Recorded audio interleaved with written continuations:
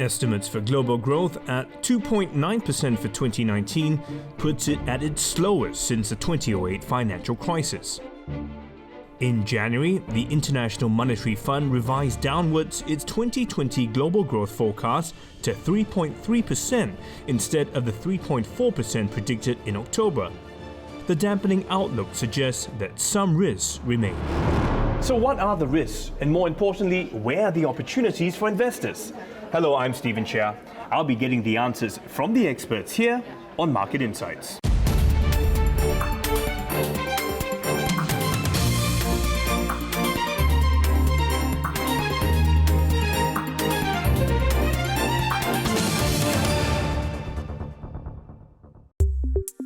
At UOB's first Privileged Conversations Forum for 2020, the bank's Singapore and Regional Head for Deposits and Wealth Management, Ms. Chung Shawby, highlighted key indicators to note. We see Asia continue to evolve, continue to restructure, and economic growth is actually high over the last 20 years. When you look at developed markets, it's still growing at a low 2%. With the changes in the whole world's transformation, technology, aging population, demographics, winners have emerged. Who are the winners? Companies who transform, evolve with good pace, ability to capture more market share in the technology space, consumerism space, and healthcare space. They were the leaders in returning good returns to investors as well as shareholders. Geopolitical is already a constant today in our world, and we continue to keep an eye on. Any adverse news could actually spike up of the volatility in investing. And of course, companies that can't cope with change, they may actually be phased out. So these are important drivers and risks that we should bear in mind as we actually journey throughout 2020 and beyond in terms of our investment portfolio management. Setting the perspective for discussions, UOB's Head of Wealth Management Advisory and Strategy, Mr. Abel Lim, stressed a rethink on global growth. Lowly locks.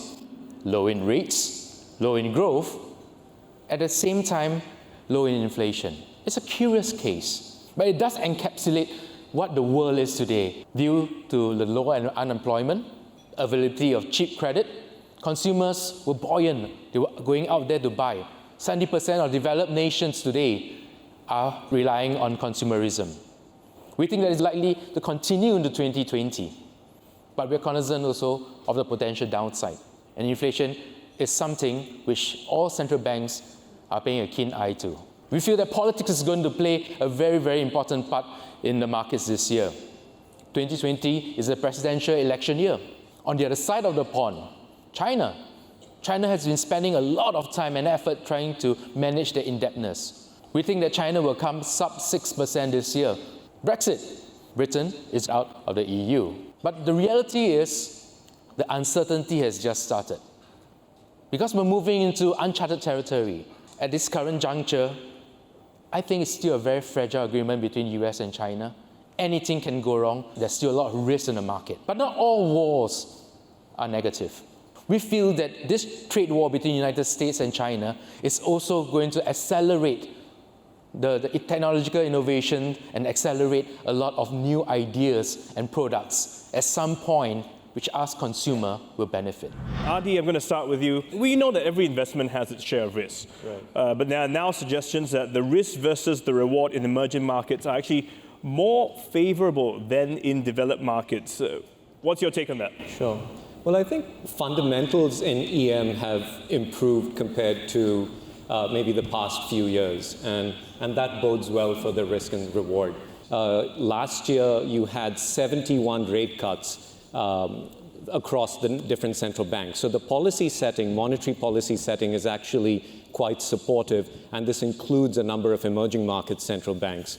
If you look at company earnings, we're seeing an improvement there. The number of positive revisions to earnings is actually rising faster than negative revisions to company earnings. EM bonds, while not cheap, are still, providing attractive yields, and EM equities are actually trading at about a 25 to 30% discount, maybe versus some of their developed market counterparts. So valuation is favorable. Sentiment drives a lot of emerging markets, and if you look on the chart, we show EM flows into EM equity funds, and we've started to see a turn in the last few months. So that sentiment indicator, I think, is also supporting positive risk-reward for EM. Emerging markets now contribute 60% of global GDP, something which has overtaken the developed markets for a while now. And as global population continue to grow, the emerging markets clearly have their aces in their side of the court.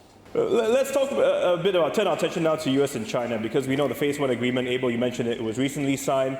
The thing is this really going to happen? How will this impact regional markets? Adi? I don't think this Phase 1 trade deal is the silver bullet, but it is a short-term sort of optimistic event, and it has helped to settle markets a little bit. I think there are much larger issues at work around intellectual property and protection around that, technology transfer. So we are going to see volatility pick up as a result of trade war-related events. But I think as an investor, this brings up two things. One is look to sort of diversify beyond places like China. There are other emerging markets that you can look at for attractive opportunities. Look at domestic consumer-focused businesses in emerging markets, those that are maybe more insulated from trade. And as a result of the trade war, one of the positives is a lot of supply chains have been reoriented into places like Vietnam. So we're doing a lot of research into companies that are in countries like Vietnam, IT service companies, for instance, that focus a lot on the domestic market. Well, in the lead up to the deal we're talking about, the Phase 1 agreement, US lifted China's currency tag as a manipulator, right? I mean, the currency manipulator tag. What do you make of that, Khun Hao? Now, we all know the process of US labeling and removing China as a currency manipulator is symbolic and a bargaining chip for the Trump administration. There's a whole bunch and a growing list of countries that are on the monitoring list and in danger of being labeled a currency manipulator in the months ahead. Singapore is on them, Malaysia, Vietnam, South Korea, and lo and behold, the latest report says Thailand and Taiwan are at risk of joining this monitoring list. All are strong export-denominated countries. And clearly, in this current political climate, President Trump doesn't like that.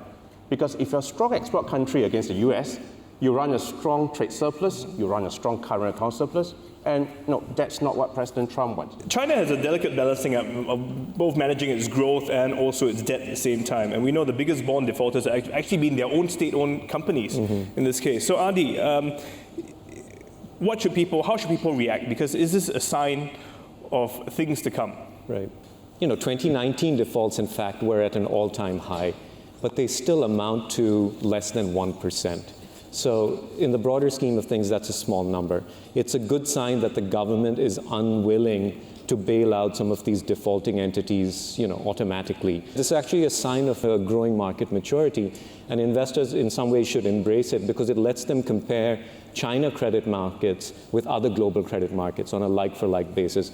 So I think really key for investors is to find issuers with favorable structures, really strong fundamentals in some industries that are strategically important. This is also part of the natural transition for China, moving from a developing to a developed market. It weeds out some of the zombie companies which the SOEs are quite happy to let go at this current juncture to ensure that the productivity and competitiveness of the industry remains a lot stronger and builds upon that. A risk of recession, is it poised to remain low for 2020? What are some of the red flags we should look out for? What should we monitor so that we hear the alarm bells ring prior to it kicking in? Khun Hao. Over the past 3 months, whether it's trade numbers, export numbers, or on this chart, the PMI numbers, just don't look at the numbers, just look at the swing back in the lines. So, the macro indicators have all started to recover from their low from last August, last September. And this is very interesting. The other indicator I look at is, of course, broad commodity prices, whether it's precious metals or industrial metals or energy. You can argue that each have their own drivers, but they are also higher across the quarter. The New York Fed has their own in-house very, very robust recession probability for the US economy. It peaked at around just under 40%, meaning there's a 40% chance of a recession in the US 12 months ahead last August. Now we're down to around 25%. So follow commodity prices, follow the objective high-frequency macro indicators, and they're suggesting that we're starting the year on a much better note compared to last August. So in other words, you're saying not really? Slightly less. When Market Insights returns, we discuss the strengths of Asian currencies against the US dollar. In the backdrop of a US presidential election, President Trump, we all know, does not like a strong US dollar.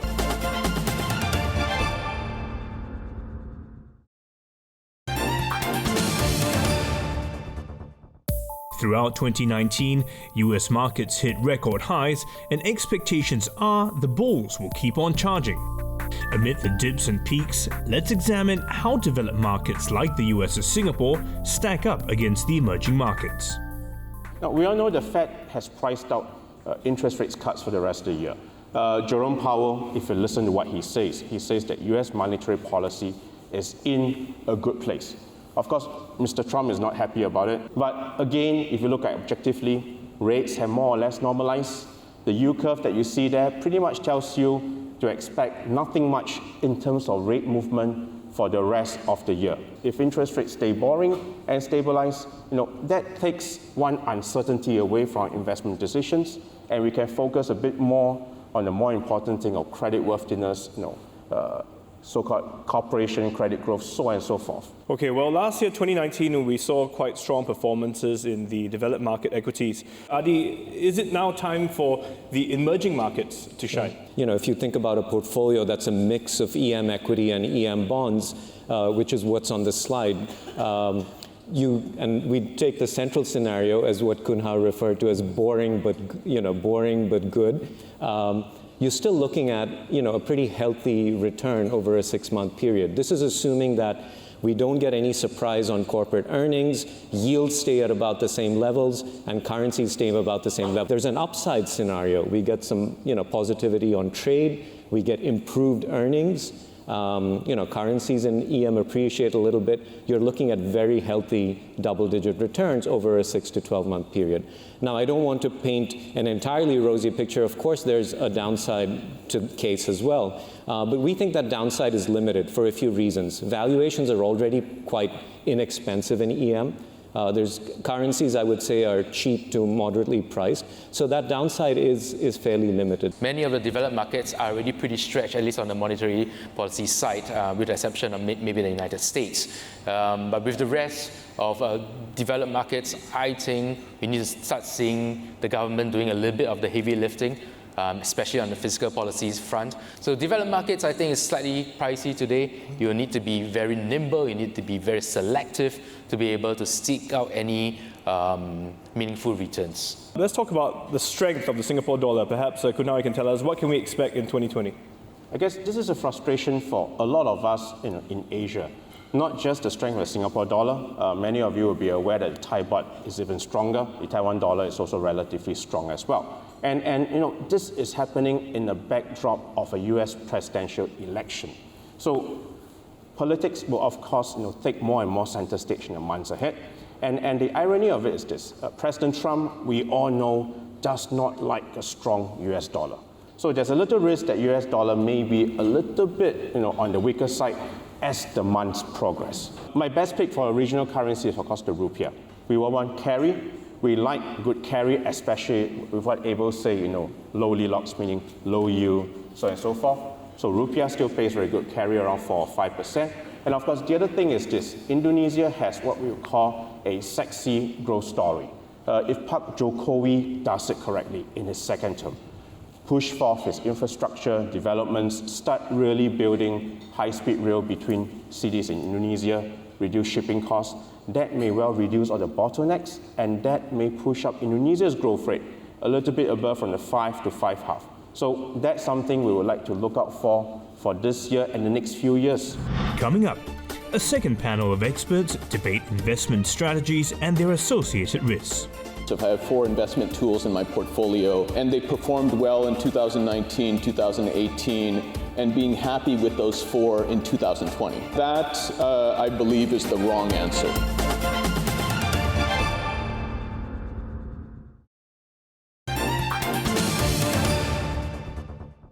With change being the only constant, new investment strategies could come into play.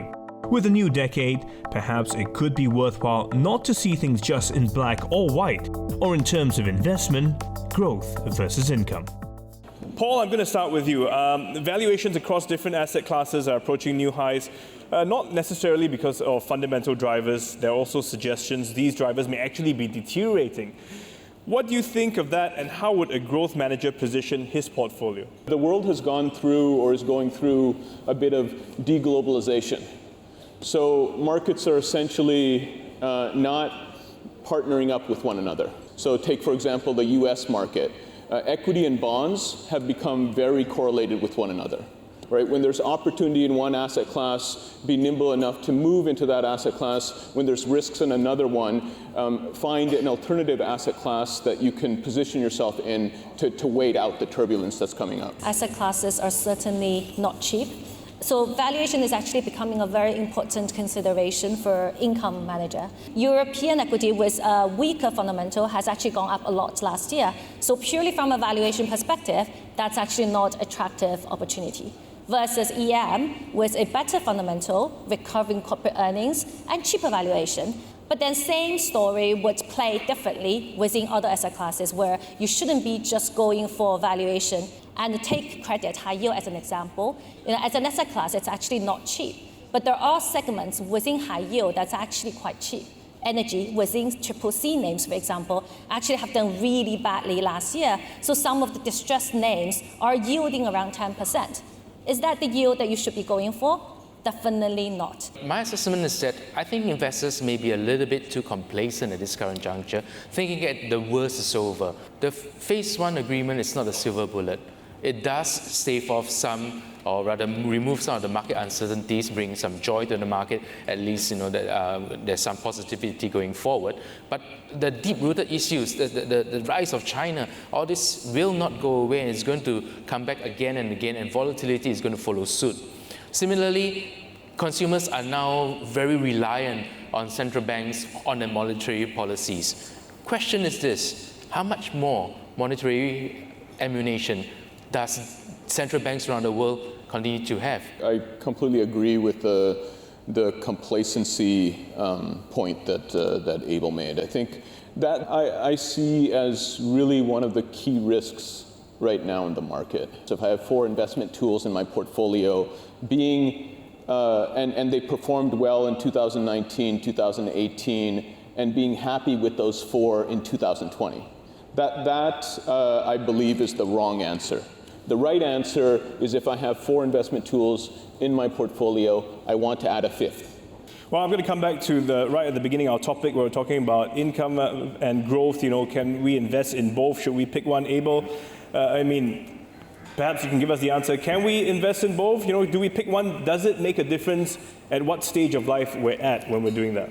Both income and growth actually complement each other very, very well. But you touch on a very important point, the life stage. If you were a young investor coming up to working class, you have very limited resources because you're going to need money to buy a car, to get married, to buy a house. So the early phase for a young investor clearly is for you to invest for capital, to accelerate that growth in a stable and sustainable manner. Income investing kinds of kicks in when you reach the middle part of your career and your age, whereby you actually shift the capital that you have built into an income solution. But for an investor who is already wealthy or has already monies in their account, income investing can become the defensive strategy in your portfolio because they don't vary very much and the underlying assets tend to be a bit more mature, has slightly lower volatility. Capital investing or growth investing can be your attack feature, whereby when markets are actually in your favor, when the tailwind comes into your portfolio, you're going to capture a lot more of the market upside because you're investing for growth and capital appreciation. It's a balanced approach, but you can invest both of them together. Okay, I'm going to wrap up. One final question for all three of you. I mean, we're talking about central bank earlier, their actions. How supportive do you consider them to be? What are the opportunities in different markets? I think the central banks have been quite supportive. Why have they been really supportive? So I would say that I think that 2008 was a bit of a wake-up call. But again, where I see opportunities, I think that in developed markets, beta has been done. A lot of beta investing, a lot of ETF investing specifically, and now alpha is the new game, right? So being able to again tactically or actively manage between different factors and different sectors and industries in the market. I do think that EM markets have gotten a bad start, and one of the reasons is because the U.S. Currency has been so strong. So I do think that emerging markets are going to see a bit of growth coming into 2020. Your chair? Yeah, I would very much agree. I think central banks are very much trying their best, to protect the economy from any potential tail risk. Being purely passive is probably not the best way to go, and you should be active. You should also think about, regional bets or regional choices and asset classes choices, and these are all active decisions. And it is really in this, I think, junction of the market where you actually need to be very active.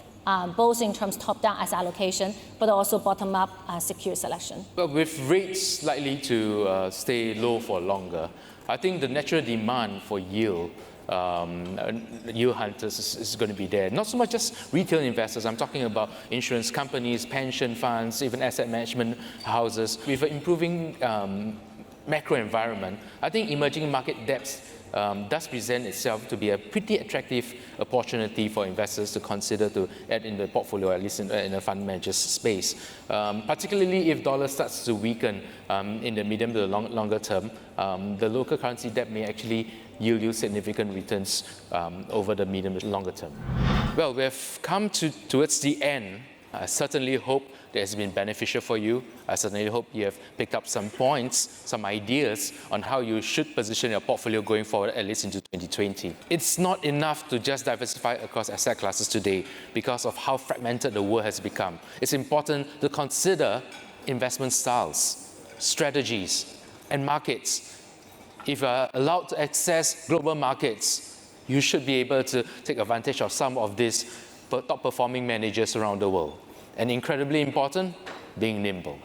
A new perspective on markets and investments. I hope these insights will serve you well in 2020. Good night.